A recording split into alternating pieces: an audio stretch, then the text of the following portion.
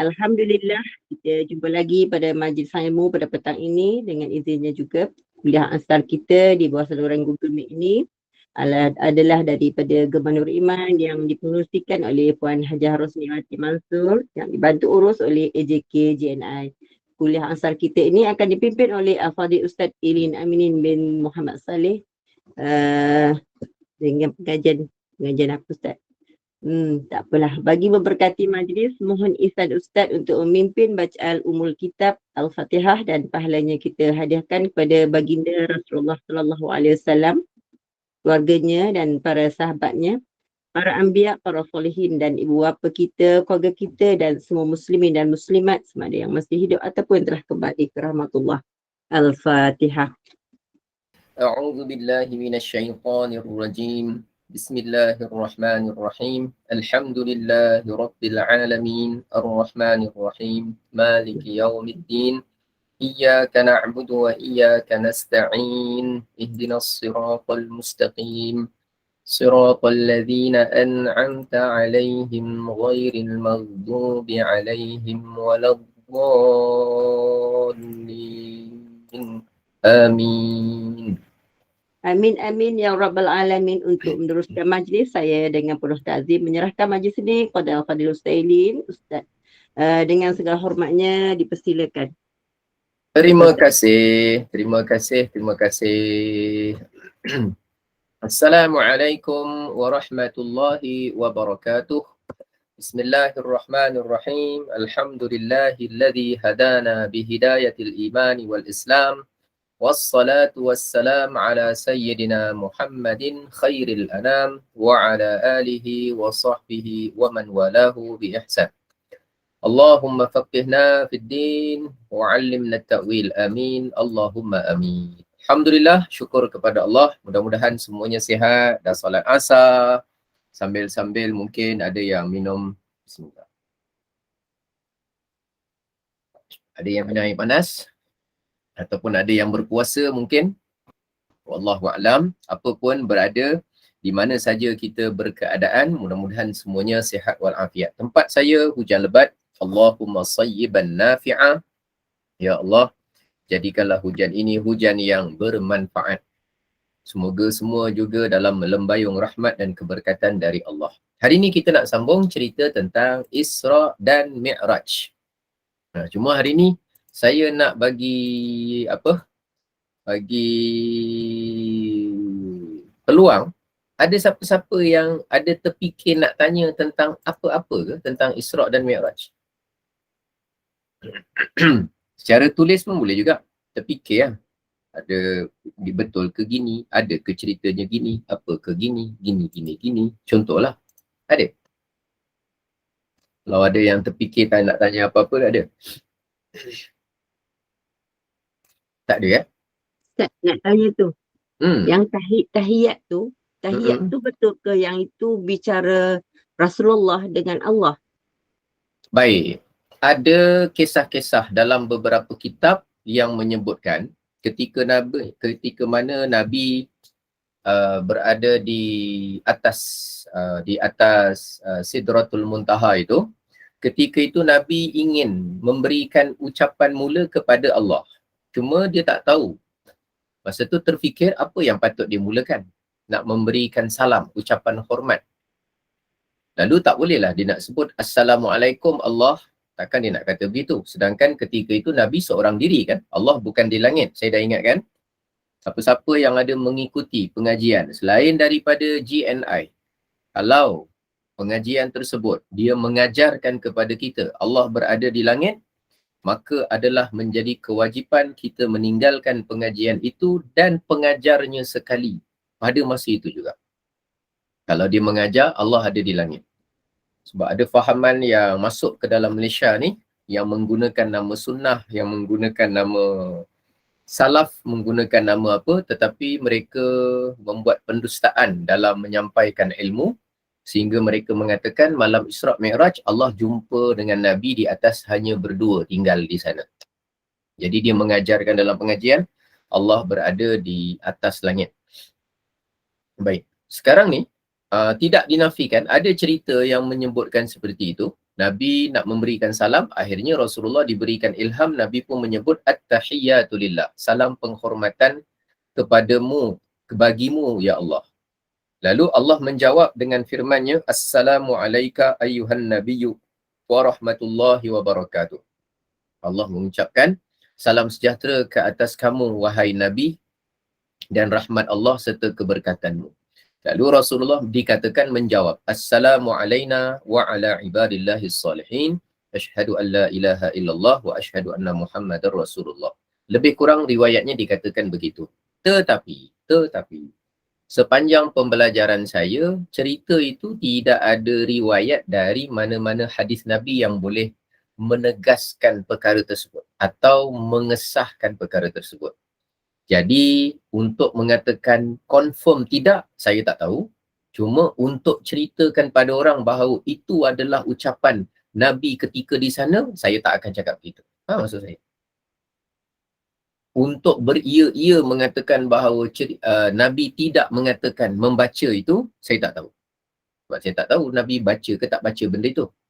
Cuma riwayat tentang cerita itu daripada guru-guru dulu yang saya pernah belajar, dia kata tidak ada riwayat yang sah yang mengatakan itu ceritanya memang begitu. Tak ada. Jadi oleh kerana tidak ada, maka tidaklah kita ceritakan seperti itu ketika saya menceritakan tentang Isra' dan Mi'raj. Yang penting yang kita tahu ialah bacaan tahiyat itu dipelajari oleh Nabi dari siapa? Dari Jibril alaihi salam setelah pulang daripada Isra' dan Mi'raj, ketika mana pada keesokan harinya nak memulakan solat 5 waktu, maka Jibril turun mengajarkan kepada Nabi cara solatnya dan juga waktu solatnya, awal waktu dan akhir waktu. Baik, ada soalan kedua? Tak ada? Wah, bagus ni. Maknanya semua dah clear, dah faham cerita dia. Baik. Ada terfikir tentang Isra' dan Mi'raj? Dekat chat pun boleh tulis. Oh, ada yang dah tulis. Ada yang cakap banyak cerita-cerita Isra' Mi'raj itu adalah cerita Israiliyat. Israiliyat tu apa? Israiliyat tu asal daripada perkataan Israel. Israel tu merujuk kepada siapa? Cerita-cerita, catatan-catatan sejarah yang dikumpulkan oleh paderi-paderi, rahib-rahib, ulama-ulama, orang-orang terdahulu di kalangan Bani Israel. Dan cerita-cerita dari kalangan Bani Israel dalam Islam, kita ada 3 pendirian. 3 pendirian. Ketiga-tiganya pendirian itu ada hadis Nabi yang menunjukkan benda itu. Yang pertama, tidak kita terima. Yang kedua, kita terima kerana dia selari dengan syarak, tidak bertentangan. Yang ketiga, tawakuf kerana tidak tahu hakikat yang sebenar. 3 pendirian kita tentang Israiliyat. Ada orang bila dia dengar Israiliyat, dia dengar Israel, dia tahu Israel serang Palestin, tiba-tiba dia benci betul. Bukan macam tu. Bukan macam tu. Bukan benci terus sumber-sumber daripada Israiliyat.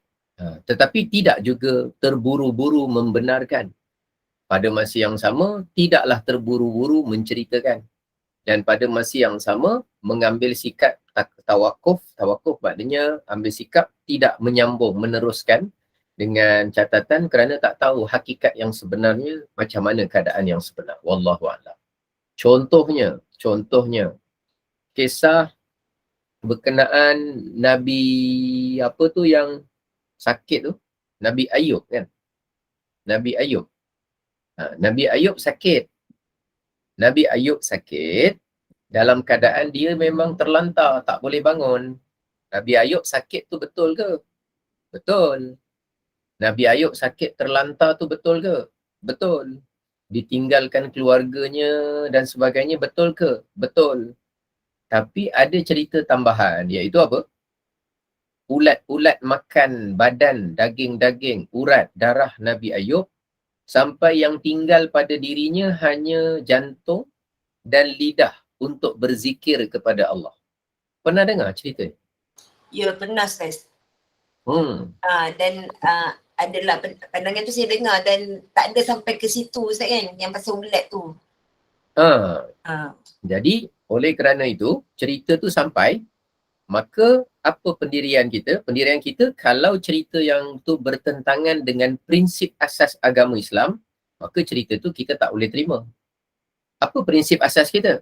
Prinsip asas kita adalah dalam bab beriman kepada nabi-nabi dan rasul-rasul, setiap nabi itu tidak dijadikan oleh Allah terkena penyakit al-munaffir anin nas, yang membolehkan, yang menjadikan dia menghalau, menjelekkan, menjijikkan dari manusia, yang menjadikan dia tu jijik pada pandangan manusia. Seorang nabi tak akan kena penyakit yang macam tu. Jadi kalau kena penyakit makan ulat, ulat dah makan kat daging-daging semua penuh dengan berulat, itu adalah jenis penyakit yang menjadi lebih teruk daripada nanah, lebih teruk daripada kudis, lebih teruk daripada tu. Orang tengok pun geli. Jadi oleh kerana dia dah sampai kepada batas benda yang mustahil bagi para nabi dan rasul, maka cerita itu Israiliyat yang kita tak terimalah. Nah. Tapi kalau ada cerita Israiliyat yang tidak bertentangan dengan syarak, contohnya ada cerita riwayat katalah Zalikha akhirnya berkahwin dengan Nabi Yusuf, atau ada riwayat mengatakan sebenarnya dia tidak berkahwin. Ya umum saja, ada riwayat kata berkahwin, dia berkahwin. Kalau tak berkahwin, dia tak berkahwin. Cuma kita tak tahu secara tepat. Jawapan dia tawakuf. Jadi taklah membenci terus, tidaklah mengambil terus. Pada masa yang sama, kadang dalam satu sudut tawakuf kerana tak tahu keadaan yang sebenar. Dalam keadaan tiga-tiga pandangan tu, pendirian itu bukan pandangan, pendirian itu menunjukkan bahawa memang orang Yahudi ni dia kaya dengan sejarah. Bani Israel ni memang kaya dengan sejarah dan mereka berbangga dengan sejarah mereka. Sejak zaman Nabi lagi mereka dah bangga dengan sejarah mereka. Cuma bezanya ialah mungkin saja mereka banyak melakukan pendustaan terhadap riwayat-riwayat sejarah tersebut kerana masing-masing paderi-paderi, rahib-rahib, ulama'-ulama' itu ada kepentingan untuk mencari pengikut masing-masing, untuk mencari pengaruh masing-masing, untuk mencari apa kita sebut daya tarikan masing-masing. Jadi akhirnya melakukan penipuan terhadap fakta-fakta yang ada dalam sejarah. Itu sajalah. Baik Okey, kita tengok pada ayat yang pertama surah Al-Isra ini. Ayat pertama surah Al-Isra. Ayat dia sebenarnya ni. Subhanalladzi asra bi'abdihi laylan minal masjidil harami ilal masjidil aqsa alladzi barakna hawlahu linuriyahu min ayatina. Yang kita fokus hari tu subhana dah selesai, iaitu maha suci perkataannya. Kemudian asra yang telah menjalan malamkan. Kita dah sebut dah jalan, cerita dia jalannya waktunya malam. Asra ceritanya waktu malam. Kemudian kita cerita kalimah apa? Bi'abdihi laylan. Laylan ni ceritanya adalah sebahagian malam. Sebahagian malam. Maknanya bukan berlaku pada keseluruhan malam. Hanya berlaku pada sebahagian malam. Kemudian minal masjidil haram. Apa maksud masjidil haram yang asal saya sebutkan hari tu? Iaitu namanya masjidil haram merujuk kepada apa? Kaabah. Masjidil haram. Kemudian ilal masjidil aqsa. Apa maksud aqsa? Aqsa adalah yang jauh. Aqsa adalah yang jauh. Aqsa yang jauh. Alladzi barakna haulahu. Yang kami berkati sekitarnya.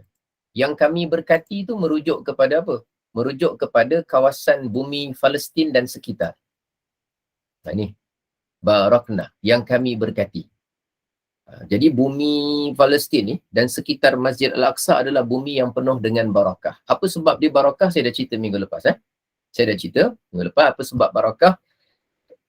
Salah satu daripada sebab barakah apa? Tempat itu tempat banyak diturunkan wahyu. Yang kedua, para nabi dan para rasul kebanyakannya dari sana. Yang ketiga, tempat landing utama para malaikat. Jadi tempat itu tempat yang penuh dengan barakah. Jejak nabi, jejak wahyu, jejak para malaikat. Yang keempat, saya cerita minggu lepas, tempat tersebut, kawasan tersebut, tanah tersebut didoakan langsung oleh Nabi sallallahu alaihi wasallam. Allahumma barik lana fi syamina wa yamanina. Ya Allah berkati kami pada pada bumi Syam kami dan pada bumi Yaman kami. Bumi Syam adalah bumi sekeliling, sekitar Masjid Al-Aqsa tu adalah bumi Syam. Baik. Dan yang terakhir dalam ayat ini ialah cerita tentang Isra' Mi'raj untuk kami perlihatkan tanda-tanda kebesaran kami. Ini dia punya subjek cerita dia. Untuk kami perlihatkan tanda-tanda kebesaran kami. Yang saya warnakan. Warna apa nama? Cantik sikit. Warna ni ya. Linuriyahu min ayatina. Jadi apa tanda-tanda kebesaran Allah yang Allah perlihatkan dalam perjalanan Isra'? Yang pertama, apa hari tu? Orang potong lidah. Orang potong lidah guna gunting api neraka. Nabi lihat orang tua. Nabi lihat ada satu lembaga makhluk mengelak-ngelak daripada Rasulullah punya trek perjalanan. Nabi lihat sekumpulan manusia tanam pokok satu hari, besok terus menuai hasil. Sangat laju, sangat cepat memberikan penghasilan. Rasulullah nampak ada orang minum air nanah, ada makan daging busuk, daging basi, daging berulat. Ada yang pula dia nampak lembu. Nampak lembu yang mana badannya bertompok-tompok. Ada lembu dalam keadaan buruk, makan dia bertompok-tompok badan dia. Kemudian ada nampak lembu jantan keluar daripada lubang yang sempit. Bila dia dapat berjaya keluar, kemudian dia patah balik masuk semula. Dia tonjol-tonjol, dia rempuh-rempuh lubang yang sempit tu nak masuk semula. Akhirnya dia tak dapat masuk.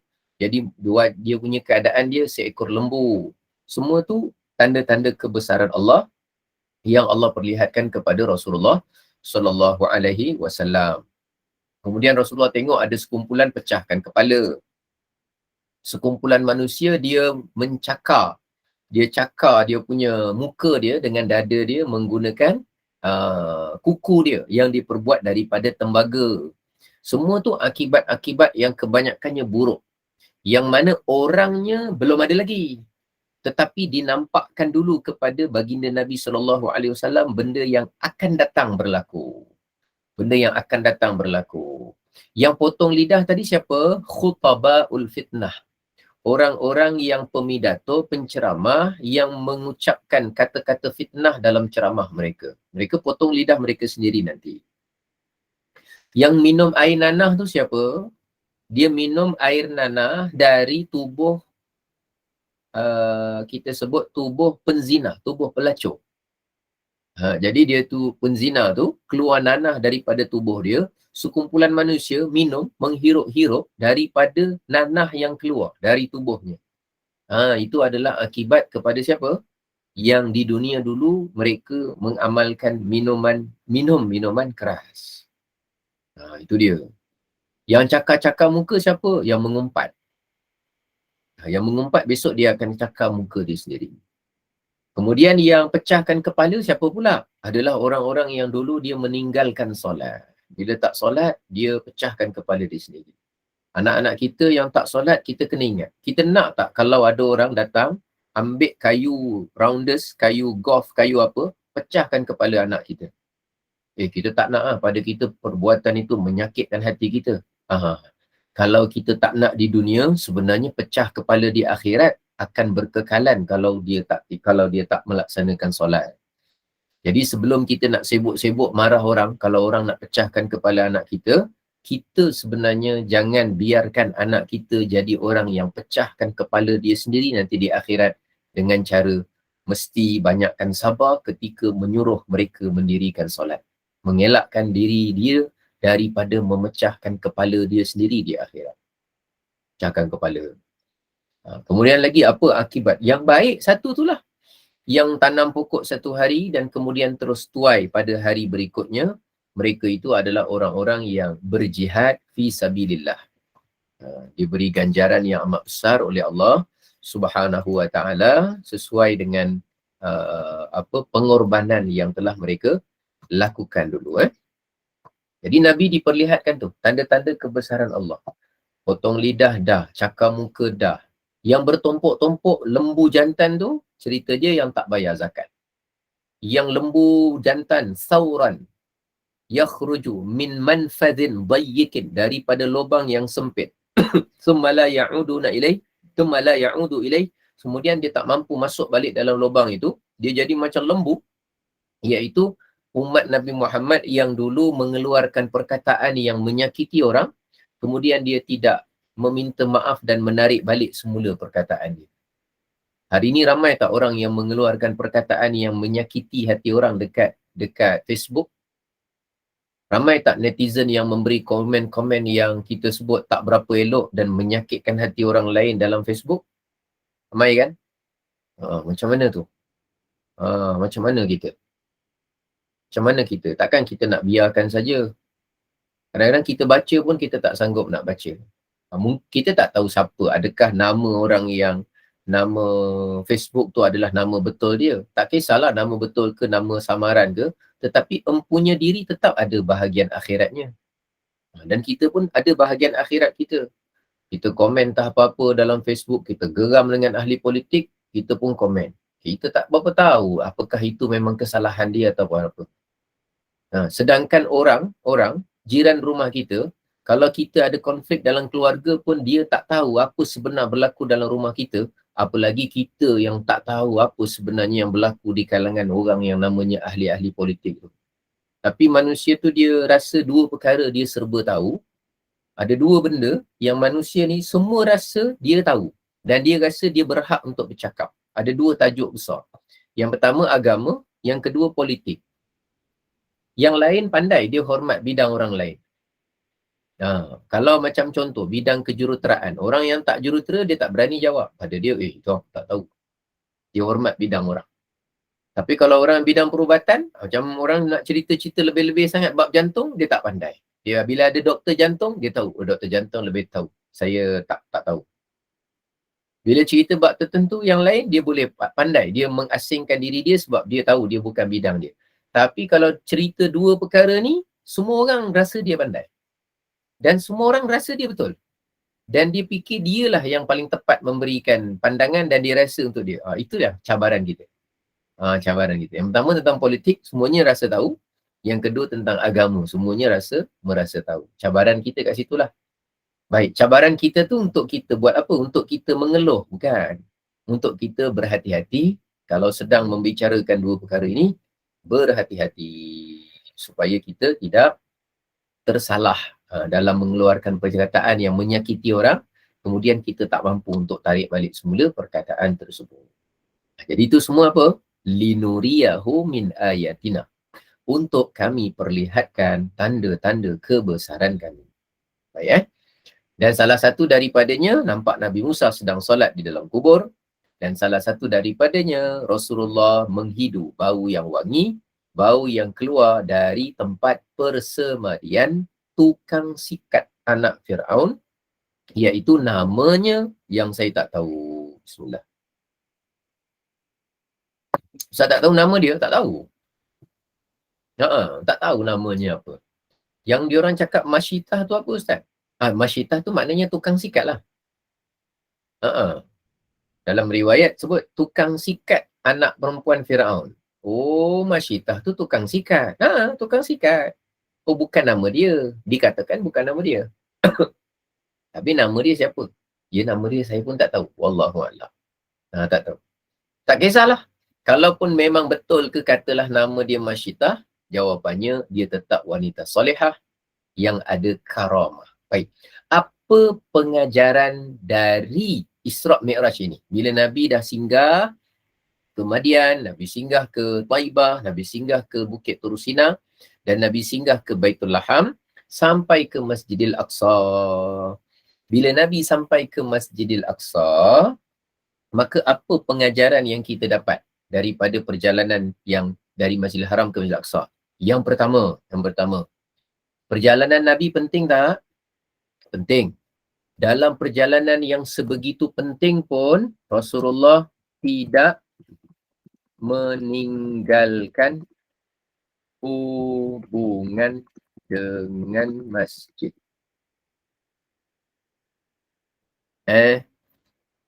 Kena tulis sikit. Tidak tinggal hubungan dengan masjid. Itu dia. Satu. Hubungan dengan masjid. Perjalanan Nabi penting tak? Penting. Perjalanan penting ni kerana apa? Kerana dia mukjizat khusus untuk Nabi. Walau penting macam mana pun, kedudukan Nabi tinggi macam mana pun, Rasulullah tetap menjaga urusan yang menyangkut keterkaitan perjalanan hidup ni dengan masjid. Dari masjid ke masjid. Ayat Quran yang ada depan saya ni, dia sebut dari Masjidil Haram ke Masjidil Aqsa. Nampak? Masjidil Haram kat mana? Dekat Mekah. Masjidil Aqsa kat mana? Dekat Palestin. Tapi tidak disebut dari Mekah ke Palestin. Nampak? Nampak tak? Saya warnakan dua. Dari Mekah ke Palestin. Tak disebut Palestin. Tapi dia sebut apa? Dari masjid ke masjid. Maknanya apa? Kita nak kena ambil perhatian macam mana hubungan kita dengan masjid. Ustaz, hubungan dengan masjid tu macam mana? Apa-apa saja. Tolong bersihkan masjid, boleh. Aktifkan aktiviti di masjid, boleh. Sampaikan ilmu di masjid, boleh. Imarahkan dengan belajar di masjid, boleh. Masukkan tabung di masjid, boleh. Bantu dalam pembinaan masjid, boleh. Meramaikan jemaah masjid, boleh. Apa sahaja untuk masjid, mesti ada hubungan kita, diri kita. Ada orang sekarang umur dia 20 tahun, 30 tahun, 40 tahun, dia tak ada satu keterikatan hati langsung dengan urusan masjid. Yang itu ada masalah. Besar sikit ujian. Baik ya? Rasulullah sampai nak menjalani jalan yang paling penting pun urusan dia masjid. Satu. Perkara yang kedua yang kita belajar ialah soal namanya adanya satu kurnia Allah dinamakan karamah. Satu anugerah, benda yang luar biasa yang Allah kurniakan kepada orang yang soleh, insan pilihan, tetapi dia bukan Nabi, bukan Rasul. Contohnya, Allah beri dalam Quran, ceritanya Allah berikan kepada Sayyidatina Maryam. Maryam, setiap kali dia ibadah, setiap kali itu ada makanan di sisinya. Wajada indaha rizqa. Ada rezeki, ada makanan di sisi Maryam. Padahal dia tak pergi pasar, padahal dia tak pergi beli barang, dia tak beli buah-buahan, dia tak tanam, tak apa. Tapi setiap kali ibadah ada makanan. Itu kita panggil sebagai karamah. Yang kedua, karamah yang ada dalam Quran ialah cerita Ashabul Kahfi. Ashabul Kahfi, mereka itu hidup selama berapa tahun? 300 tahun. 300 tahun tu tak makan tau. 300 tahun tu tak minum tau. 300 tahun tu tak mandi tau. 300 tahun tu tak bangun tau. Tak makan, tak bangun, tak makan, tak mandi. Tapi semua proses pencernaan, perjalanan darah dalam badan dia, semua jalan dalam keadaan baik. Sehingga generasi manusia dah bertukar, mata wang pun dah berubah, tapi mereka tetap juga dapat bangun dari tidur dan bergerak. Cuma ada rasa sedikit lapar yang menyebabkan mereka terjaga dari tidur. Itu bentuk namanya apa? Karamah. Dalam peristiwa Isra' dan Mi'raj, antara karamah yang diperlihatkan ialah kepada urusan siapa tadi? Masyita, tukang sikat kepada anak perempuan Firaun. Itu pelajaran. Okay. Pelajaran yang ketiga yang kita boleh belajar ialah keharusan dan kebagusan kita singgah di tempat yang seorang Nabi pernah berada. Namanya perbuatan kita tu tabarruk. Harus bertabarruk. Harus tu maknanya boleh, bukan harus tu maknanya mesti. Harus tu maknanya boleh bertabarruk. Bertabarruk tu apa? Kita buat sesuatu perkara yang dibolehkan oleh syarak dengan niat mudah-mudahan kita dapat barakah dari Allah. Contohnya, saya jumpa rambut Nabi. Lalu saya cium. Apa hukum cium rambut Nabi? Harus. Tapi kenapa saya cium? Saya cium kerana saya bertujuan tabarruk. Apa itu tabarruk? Saya mencium rambut Nabi dengan harapan, dengan doa, dengan permintaan kepada Allah. Mudah-mudahan barakah yang Allah jadikan pada rambut Nabi itu, barakah itu dilimpahkan kepada saya dengan sebab mencium rambut Rasulullah. perbuatan saya mencium rambut Nabi itu namanya tabarruk. Contoh kedua, harus bertabarruk. Ni kita belajar daripada apa? Daripada Isra' Mi'raj. Saya tahu yang Rasulullah dapat wahyu kali pertama di Gua Hira. Dan Gua Hira itu satu-satunya Gua Hira yang ada di Mekah. Maka saya pergi menuju ke Gua Hira kerana Rasulullah pernah berada di situ. Lalu saya pun duduk di situ, berteleku di situ, berdiri, bermunajat, berdoa dan solat di situ. Kenapa saya buat di situ? Kenapa tak buat di masjid? Masjid adalah urusan masjid. Saya buat di situ bukan menyamakan Gua Hira dengan masjid. Masjid ada darjatnya. Cuma saya pergi ke Gua Hira atas sebab yang lain. Apa sebab saya? Sebabnya ialah tabarruk. Apa itu tabarruk? Saya berdoa dengan keberadaan saya di tempat yang Nabi pernah berada, mudah-mudahan Allah limpahkan berkahnya kepada saya sebagaimana Allah limpahkan berkah pada tempat itu dengan sebab kedatangan dan khalwatnya Nabi di situ. Khalwat tu maknanya bersunyian seorang diri. Bukan khalwat yang maknanya berdua-duaan tu. Faham cerita dia? Baik. Dalam Isra' Mi'raj ada ke Nabi singgah di tempat-tempat yang macam tu? Kan saya sebut tadi. Singgah dekat Bukit Tursina. Kenapa singgah Bukit Tursina? Kerana di situ tempat Nabi Musa menerima wahyu. Kan tempat Nabi tu. Dan kemudian kenapa dia singgah di tempat Nabi Baitul Laham min haitsu wulida Isa bin Maryam? Kerana itu adalah tempat dilahirkan Nabi Isa. Jadi tempat lahir Nabi, tempat wahyu diturunkan kepada Nabi, tempat Nabi menerima wahyu, itu kita pergi, kita nak bertabarruk. Kita pergi tempat dengan tujuan bertabarruk adalah perbuatan yang boleh. Berbeza dengan orang yang mengikut akidah atau kita sebut fahaman Wahabi yang mengatakan bahawa kalau kita tabarruk-tabarruk itu syirik. Syirik. Sebenarnya mereka suka mengkafirkan dan mensyirikkan orang Islam, satu. Yang kedua, suka mensyirikkan dan perbuatan dan mengkafirkan perbuatan yang tidak syirik. Kita boleh mensyirikkan perbuatan yang syirik. Contoh, ada orang sembah patung. Kita kata syirik. Boleh, sebab perbuatan sembah patung, dia mempertuhankan patung itu. Dia menganggap patung itu memberi manfaat dan mudarat. Orang yang bertabaruk tidak menganggap Gua Hira memberi manfaat dan mudarat. Saya bertabaruk ketika berada di Gua Hira, saya tak ada pun keyakinan apa pun bahawa Gua Hira boleh memberikan saya rezeki. Mana ada? Gua Hira boleh memberikan mudarat kepada saya. Mana ada? Saya punya keyakinan, la ilaha illallah. Tiada Tuhan yang layak disembah. Tiada sesiapa pun yang boleh beri saya apa-apa manfaat atau berkuasa mendatangkan apa-apa mudarat kepada saya, melainkan hanya Allah. Tapi kenapa ke gua sana? Saya pergi untuk tabarruk, bukan bersyirik. Syirik lain, tabarruk lain. Yang berbahayanya ialah tabarruk ini adalah perbuatan yang dibuat oleh Nabi, para Nabi dan orang-orang soleh. Kemudian datang segolongan manusia yang mengatakan mereka ikut sunnah, tiba-tiba mereka mengkafirkan dan mensyirikkan perbuatan yang Nabi sendiri buat. Tapi kalau orang jahil tak tahu, dia dengar orang ni ikut sunnah, ustaz ikut sunnah, pasti dia akan terpengaruh.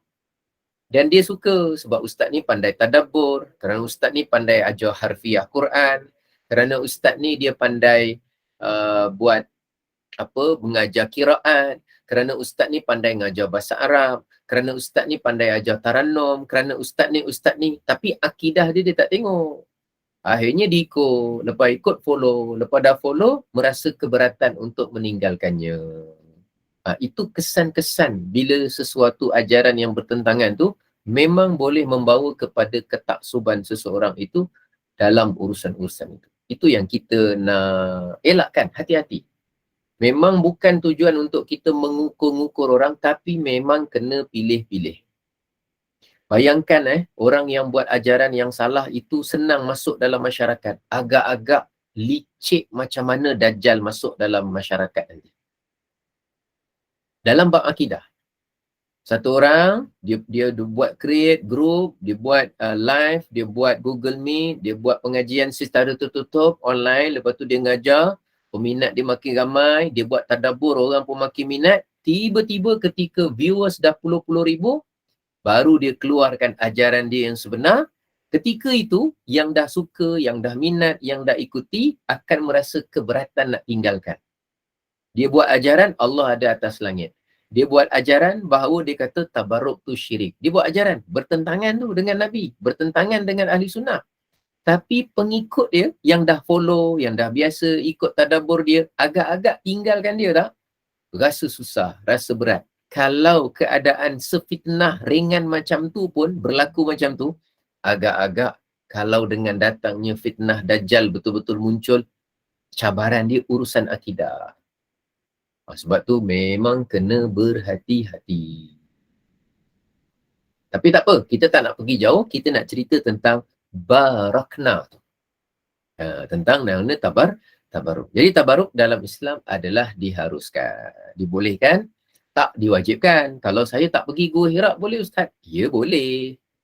Kalau saya tidak cium rambut Rasulullah tu boleh ke Ustaz? Ya, boleh. Cuma rugilah. Orang-orang soleh terdahulu, para sahabat berebut rambut Rasulullah. Bukan kata cium, berebut kejar. Berlari kejar untuk mendapatkan rambut Nabi SAW. Baik. Kemudian, apa lagi pengajaran yang kita belajar daripada Isra dan Mi'raj? Iaitu apa? Para Nabi itu hakikatnya hidup. Itu pelajaran yang keberapa tu? Para Nabi itu hakikatnya sekarang mereka semua hidup. Kita boleh sebut Nabi Musa telah wafat, tapi dengan maksud wafat tu maknanya dia telah habis umur dunia dia. Tapi sekarang dia hidup. Baginda Nabi Musa hidup. Saya akan cakap Nabi Muhammad telah wafat. Ikut umur dunia maksud saya. Tapi kalau ditanya sekarang saya, Nabi Muhammad sekarang hidup tak? Untuk menyebut secara sebenar hakikatnya, Nabi Muhammad hidup sekarang ni. Dia telah wafat tapi sekarang hidup. Apa maksudnya? Telah wafat kalau diukur dari umur dunia dia. Umur dunianya Rasulullah telah meninggalkan alam dunia. Tetapi dari segi hakikat kehidupan keadaan Nabi hari ini, sekarang ini, Rasulullah hidup. Baik. Kenapa saya kata hidup? Jawapan dia ialah bukan saya pandai-pandai kata dia hidup. Tetapi Rasulullah dalam sebuah hadis Nabi bersabda, Al-anbiya'u ahya'un fi kuburihim yusallun. Para nabi itu hidup di dalam kubur mereka dan mereka melaksanakan solat. Jadi ada 3 bukti dalam Isra' dan Mi'raj menunjukkan bahawa para nabi itu dalam urusan mereka, saya sebut, mereka itu hidup. Cuma di dunia jangan ceritalah umur dunia mereka dah wafat kebanyakannya. Tapi cerita hari keadaan semasa mereka itu hakikatnya hidup. Yang pertama, masa Rasulullah melintasi pergi ke Aqsa, Nabi melintasi satu tempat, Nabi Musa sedang solat di dalam kuburnya. Satu. Masa Nabi tiba di Al-Aqsa, semua Nabi-Nabi, jama'allahu anbiya'ahum wa rusulahum wa yusallin nabiyyu sallallahu alaihi wasallam bihim imaman wa salla bihim imaman. Rasulullah mensolat bersama para nabi dan para rasul dan Nabi menjadi imam dalam urusan solat tu. 2. Para nabi hakikatnya mereka diberikan hidup oleh Allah. Yang ketiga, masa Nabi naik Mi'raj, di setiap langit 7 petala langit itu Rasulullah bertemu. Bukan saja bertemu, bukan saja ternampak, tetapi Rasulullah memberi salam. Malah Rasulullah memberi apa? Memberi salam. Saya bagi satu contoh. Dan dia bukan jumpa, tengok tu alam khayalan, alam penipuan. Ini contoh. Contoh sikit. Saya besarkan sikit. Saya potong-potong je. Faqila marhaban apa ni majlis hasil tu? Baik. Faqila lalu dikatakan kepada Jibril, man hadha? Qala Jibril, qila wa man ma'aka? siapa yang bersama dengan kamu? Jibril menjawab, Muhammad. Qila wa qad ursila ilaih. Adakah dia diperintahkan untuk naik ke atas? Naam. Jibril jawab, ya, dia memang diutus untuk dia menerima perintah di atas. Qila marhaban bihi fa ni'mal maji'u ja'a. Maka malaikat penjaga langit kata, selamat datang, sebaik-baik yang datang telah pun datang. Dipuji, sebaik-baik kedatangan telah pun datang ini. Fafataha, maka dibuka pintu langit. Falamma khalastu, setelah saya melepasi langit itu, siapa saya ni? Yang saya ni siapa langit ni? Nabi. Rasulullah. Nabi, Rasulullah. Selepas dah selesai dia melepasi tersebut, lalu fa'idha fiha, tiba-tiba di langit itu Adam. Faqala, lalu Jibril berkata, hadza abuka, ini adalah bapa kamu. Perkenalkan, belum pernah jumpa. Adam nama dia. Baik, fasallim alaihi, maka kata Jibril, berikan salam kepada dia. Fasallamtu alaihi, dan aku pun beri salam kepada dia. Ini hadis sahih Bukhari. Faraddas salam, maka dia pun jawab salamku. Jadi berkomunikasi tak Nabi dengan Nabi Adam? Komunikasi. Rasulullah beri salam tak? Beri salam. Nabi Adam jawab tak? Jawab salam. Yang depan Rasulullah tu Nabi Adam betul. Bukan alam khayalan, bukan bunian, bukan. Rasulullah disingkap perkara gaib sehingga Rasulullah bertemu dengan orang yang secara umur dunia telah wafat tapi boleh bertemu dengan orang yang masih hidup. Para Nabi, urusan mereka walaupun telah wafat dan meninggal, mereka boleh bertemu dengan siapa yang Allah izinkan untuk mereka bertemu dari kalangan orang yang hidup. Semua itu adalah kuasa siapa? Kuasa Allah. Jadi, para Nabi itulah special dia. Jadi kita, sebab tu dalam Quran disebutkan, wala taqulu liman yuqtalu fi sabilillahi amwat. Jangan kamu cakap orang yang syahid di jalan Allah itu mereka mati. Bal ahya, mereka sebenarnya hidup. Jadi kata ulama, kalau orang mati syahid, yang syahid itu pun kita tidak dibolehkan cakap mereka telah mati, tapi sebenarnya mereka tu hidup. Walakin la tash'urun, tetapi kamu yang tidak menyedarinya. Kalau orang mati syahid pun hidup, apatah lagi namanya para nabi dan para rasul. Lepas tu Nabi Adam cakap tak dengan Rasulullah? Nabi Adam cakap, qala marhaban bil ibni salih wan nabiy salih. Marhaban, selamat datang kepada anak yang baik dan nabi yang baik. Dalam satu riwayat, farahaba, dia mengucapkan, dia mengalu-alukan kedatanganku, wa da'ali bi khair, dan dia mendoakan aku dengan kebaikan. Sama dekat langit kedua sama juga. Fafataha, dibuka, falamma khalastu, bila aku naik langit kedua, idza Yahya wa Isa. Tiba-tiba aku jumpa Nabi Yahya dan Nabi Isa. Qala, Jibril berkata, hadza Yahya wa Isa. Ini Yahya, ini Isa. Fasallim alaihima, berikan salam kepada keduanya. Maka fasallam tu, aku beri salam. Faradda, dua-dua jawab salam. Thumma qala, kemudian mereka dua berkata, marhaban, selamat datang saudara yang baik, Nabi yang baik. Bercakap, jawab salam, doakan. Jadi ceritanya urusan para Nabi tu begitu. Jelas tak cerita ni? Boleh faham ke tak boleh faham? InsyaAllah faham Ustaz. Teruskan. Oh ya. Tengok senyap je ni faham. Ingat ada orang buka mic. Fokus. Allahu Akbar. Bisik pula. Tiba-tiba ada orang bisik-bisik pula. Ustaz, minta maaf Ustaz, saya mencelah sikit. Saya nak tanya. Saya takut terlupa dan takut pergi lagi jauh. Tadi bila Ustaz sentuh tentang Wahabi tu. Dan ada guru-guru yang bila kita dah nampak pattern macam Wahabi. Tapi dalam dia mentadabur tu, tak clash pun dengan pemahaman Wahabi dia tu. Kita masih boleh terus ikut atau tak? Jangan. Nanti kita tak perasan. Mereka ada strategi. Yang susah saya nak cerita detail satu persatu. Mereka gunakan tadabbur tu untuk menarik orang kepada akidah mereka. Nanti kita tak perasan, kita akan ikut. Okey, baik. Terima kasih Ustaz. Kecuali gini, ada orang tanya saya, Contoh saya bawa contoh-contoh. Ustaz, kalau saya belajar dengan ustaz yang berfahaman gitu boleh tak? Saya kata gini, sebelum saya jawab dulu, saya pernah bawa contoh sebelum ni kan. Saya kata apa? Kalau ada 2 budak minta dengan saya, dia nak main mercun. Satu budak 2 tahun, satu budak 20 tahun. Maka ada dua orang ni dia minta saya. Yang 2 tahun minta nak main mercun. Yang 20 tahun minta nak main mercun. Soalannya, kita bagi tak? Tak bagi. Tak bagi. Bagi ke tak bagi? Tak bagi. Bagi, tak bagi. Seorang umur 2 tahun nak main, seorang umur 20 tahun. Bagi tak? Oh, yang 20 tu mungkin bagilah kot. 20. Yang 20 tu kita bagilah dia nak main bunga api ke apa. Yang 2 tahun kita tak bagi. Adil ke tu? Itu namanya adil. Kita bagi sesuai pada keadaan dia. Ya, betul.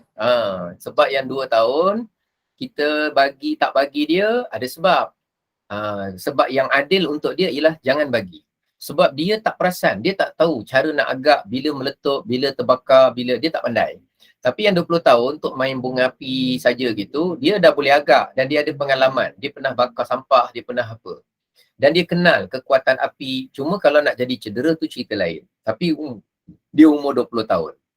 Baik, sama juga orang kalau tanya saya, Ustaz, kalau saya nak baca buku-buku Wahabi, saya nak belajar dengan Ustaz Wahabi, boleh tak? Sebenarnya saya boleh jawab 2 jawapan. Boleh pun boleh, tak boleh tak pun boleh juga. Tapi saya lebih selesa sebab saya tahu kebanyakannya masih kabur. Termasuk ustaz-ustaz pun ramai tak faham masalah Wahabi. Jadi saya akan cakap tak boleh dan jangan. Tinggalkan terus pada masa itu juga tinggalkan. Dan hukumnya wajib kita meninggalkan. Sebab kita tak tahu strategi dia macam mana yang insya-Allah saya dah tahu strategi dia macam mana. Untuk dia bawa orang mengikut kefahaman mereka. InsyaAllah saya tahu. Walaupun taklah cekap sangat, tapi insyaAllah saya tahu. Kalau orang tu dia nak jadi budak umur 20 tahun. Kata Ustaz, insyaAllah saya boleh membezakan Ustaz. Kalau dia sampai kepada bab fahaman Wahabi, saya boleh membezakan. Okey. Kalau dia kata dia berkemampuan membezakan, sini jumpa saya nak test dia 10 soalan. Boleh tak dia jawab untuk menjelaskan? Kalau dia lepas 10 soalan ni, InsyaAllah ketika itu awak nak baca, bacalah sebagaimana saya pun baca juga buku-buku Wahabi. Baca kerana saya nak tahu macam mana penipuan dalil yang mereka buat. Dalilnya sama, tapi cara dia memanipulasi hadis dan ayat tu saya perlu tahu sebab saya terlibat dalam hal-hal yang memahamkan dan menyampaikan ni. Jadi saya perlu belajar. Jadi saya akan baca jugalah sedikit walaupun saya bukan kepakaran saya. Jadi cerita dia, untuk kita-kita ni, untuk sementara, memang saya kata tinggalkan. Macam itulah. Ustaz, jujur, saya kena jujur dengan Ustaz ni sebab baru ni ada perkongsian dalam grup WhatsApp DNI dan Ustaz react dengan cross. Yang yang cross tu memang tegar. Okey, baik. Terima kasih Ustaz. Saya tak nak mention sebab nanti tersebut nama. Saya masa tu saya jarang baca grup. Sekali terbuka tengok tu, saya cepat-cepat, saya takut saya terlupa. Alhamdulillah. Jadi saya tekan pangkah dulu, lepas tu saya pun dah tak perasan, dah tak baca balik. 2 hari saya tak masuk kuliah Ustaz, saya memang nak tanya. Terima kasih banyak Ustaz. Okay, baik. Siapa yang pernah mengikuti, tak apalah, tinggalkan. InsyaAllah kita tak akan kurang ilmu kalau tak mengikuti beliau. Dan kita tak akan rasa macam sikit ilmu kalau kita tak mengikuti beliau. Dan beliau memang ada strategi tersendiri yang kita pun tahu dah kenal. Saya pun tak nak mention lah nama siapa tu, tak perlu. Cuma hanya saya ni tak suka sebenarnya menyatakan macam ni sebenarnya. Cakap orang tu ini, cakap orang, saya sebenarnya tak suka. Saya tak minat. Tapi Ustaz kena selamatkan anak murid, betul. Macam Ustaz kata mereka tadi itulah betul. Sebabnya macam kami belajar, bukannya orang yang arif. So bahaya, saya takut kat situ. Okay. Cuma saya, kalau katalah seseorang itu hanya ada kelemahan, insya-Allah saya tak ikut campur tangan. Contoh, ada satu orang pengajar tu dia ada kelemahan. Kelemahan dia hafalan. Kelemahan dia ketepatan fakta. Rasulullah pergi 5 hari, dia tercakap 7 hari. Tapi bila tu dia terlupa. Dia kelemahan fakta. Atau kelemahan ingatan. Dia sikit-sikit dia tak berapa ingat hukum hakam. Kelemahan pada saya, semua orang ada kelemahan. Satu. Yang kedua, kalau seseorang itu dia punya masalah dia pada kesilapan. kesilapan. Contoh, benda tu hukum dia wajib, dia cakap sunat.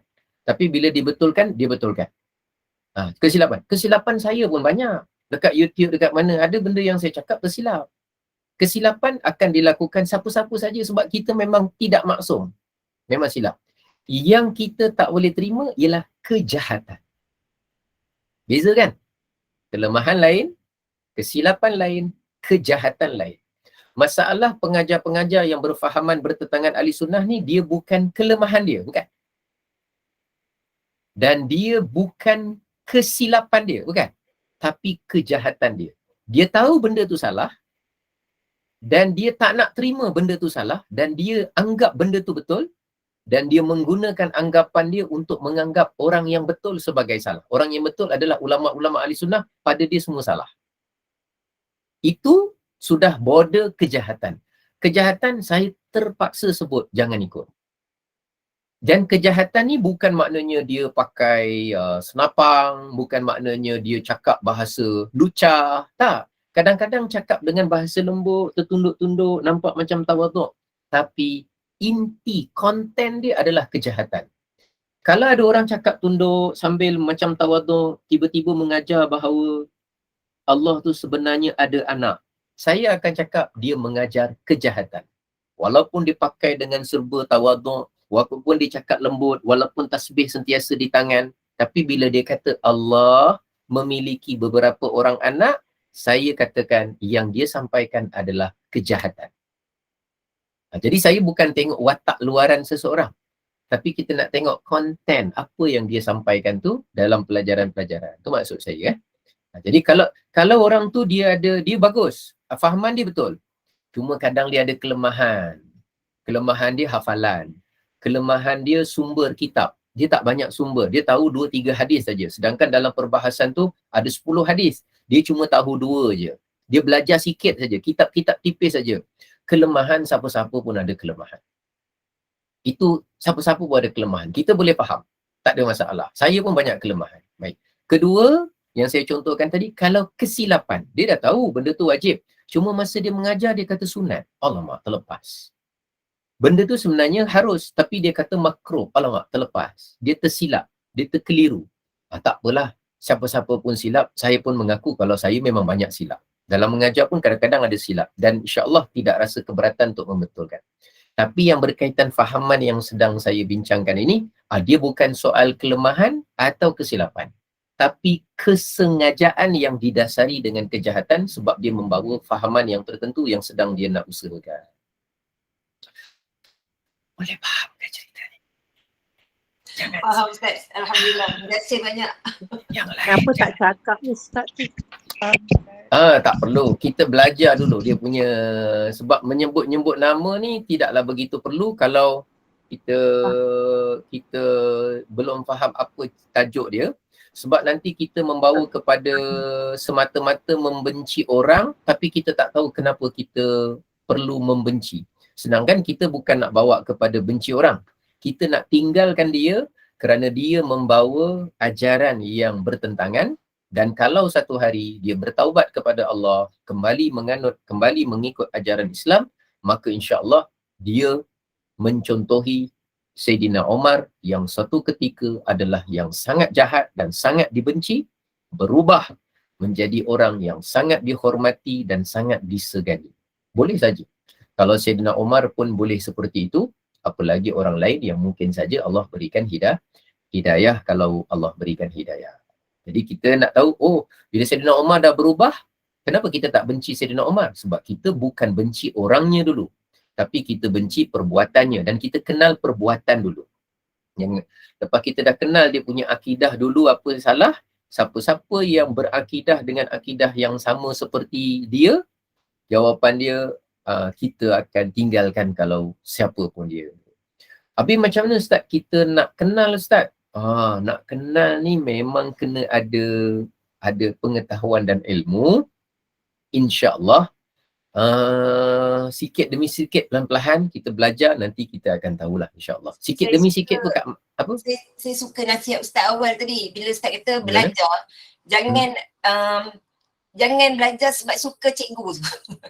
Itu bahaya. Sebabnya dia akan taksub kepada orang yang mengajar, maknanya dia akan percaya bulat-bulat. Itu yang saya faham lah kalau dari saya. Sebab sebelum ni Ustaz, saya berjalan dengan kuliah dia, tapi bukan konsisten sangat lah. Sebab saya nak grab.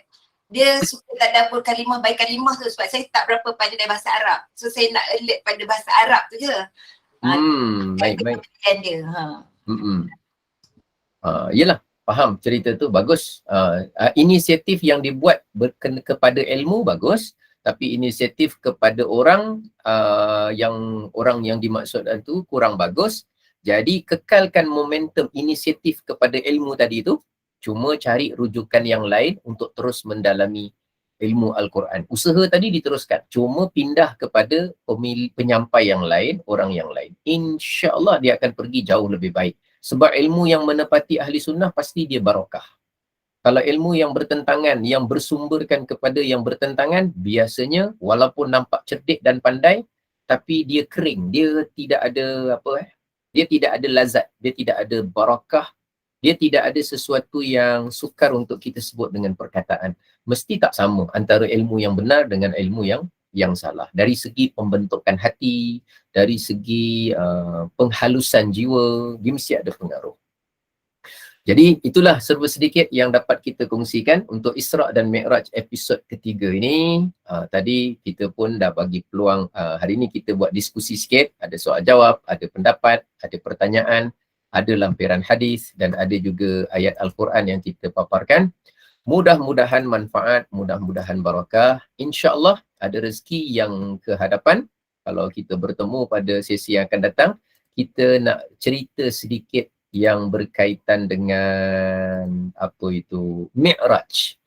Khas cerita Mi'raj, atas-atas punya cerita, langit-langit punya cerita dan iktibar yang boleh kita ambil dari pelajaran tersebut. Wallahu a'lam bisawab. Sekian dahulu. Mudah-mudahan manfaat, mudah-mudahan barakah. Selamat terus menuntut ilmu. Mudah-mudahan Allah tambahkan lagi ilmu dan kefahaman. Dan mudah-mudahan setiap pertemuan kita tidak akan ada keciciran ilmu. Maknanya semuanya diisi dengan pengetahuan dan ilmu serta kefahaman. Amin. Allahumma amin. Saya kembalikan semula kepada pengacara majlis. Alhamdulillah. Syukur kepada Allah, kuliah Ansar kita berjalan lancar dengan tajuk Isra' Mi'raj bahagian ketiga dan tadabbur surah Al-Isra' tentang perjalanan Rasulullah daripada Masjidil Haram ke Masjidil Aqsa dan ke Sidratul Muntaha. Moga kita semua jelas dengan penjelasan Ustaz tadi. Moga ilmu yang disampaikan petang ini menjadi pedoman yang bermanfaat kepada semua jemaah. Kita perlu berhati-hati dalam perjalanan menuju kepada Allah. Dengan rahmat dan redha Allah, tunjukkan kita jalan yang lurus. Saya mohon izin untuk buat sedikit hebahan Ustaz. Silakan. Okey, pada pukul 8 malam kita ada kuliah maghrib bersama Al-Fadil Ustaz Abdullah Umar bin Muhammad Saleh dengan tahsin Al-Quran. Pada pukul 9.15 malam kita ada kuliah isyak bersama Al-Fadilah Ustazah Nurliah binti Haji Kasmuri dengan pembukaan fiqh. Dengan itu saya ucapkan ribuan terima kasih kepada Ustaz, terima kasih kepada JNI, terima kasih kepada semua jemaah yang dihormati. Saya mewakili JNI memohon berbanyak maaf. Andai ada sebarang kekurangan semasa majlis berjalan, segala yang baik itu adalah daripada Allah dan yang buruk itu adalah daripada kami sendiri. Bagi menutup majlis, mohon Ustaz bacakan doa penutup, tasbih kafarah dan surah Al-As dan saya sudahi dengan wabillahi taufiq wal hidayah. Wassalamualaikum warahmatullahi wabarakatuh. Silakan Ustaz. Waalaikumsalam warahmatullahi wabarakatuh. Subhanakallahumma wa bihamdika asyhadu an la ilaha illa anta astaghfiruka wa atubu ilaik. Bismillahirrahmanirrahim. Wal 'asr innal insana lafi khusr illa alladhina amanu wa 'amilus salihati wa tawasaw bil haqqi wa tawasaw bis sabr. Sadaqallahul 'azim. Terima kasih semua. Terima kasih Ustaz.